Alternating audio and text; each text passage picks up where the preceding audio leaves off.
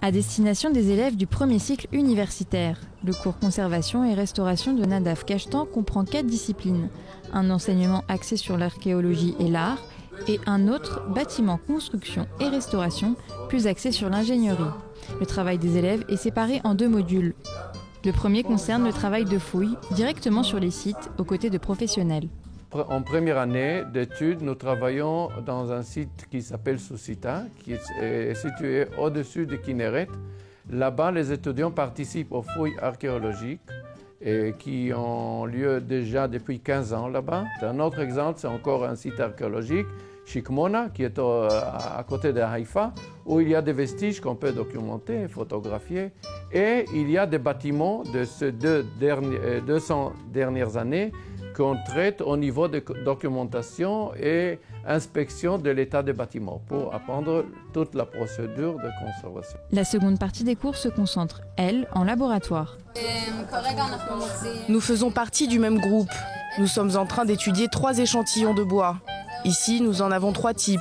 Nous allons les mettre dans le four pour ensuite observer ce qu'il se passe. Actuellement, nous sommes en train de vérifier et de comparer les types de bois entre eux.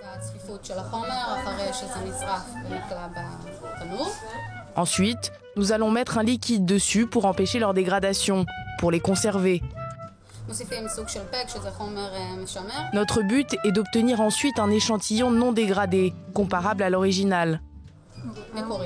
L'accent est mis sur un traitement préventif des vestiges, ce qui signifie que l'école intervient avant que les pièces ne soient en état de dégradation. Des méthodes apparemment très connues dans les cercles d'études de conservation. Dans certains cas particuliers, il faut agir rapidement. Pensez à une fresque, c'est connu, en Italie, en France, on le fait. Et une fresque qui a été exposée dans des fouilles et qu'il faut tout de suite protéger pour que l'humidité, le soleil, toutes les conditions climatologiques n'influencent pas ces fresques. Ou même une mosaïque, ou même un mur qui va s'effondrer.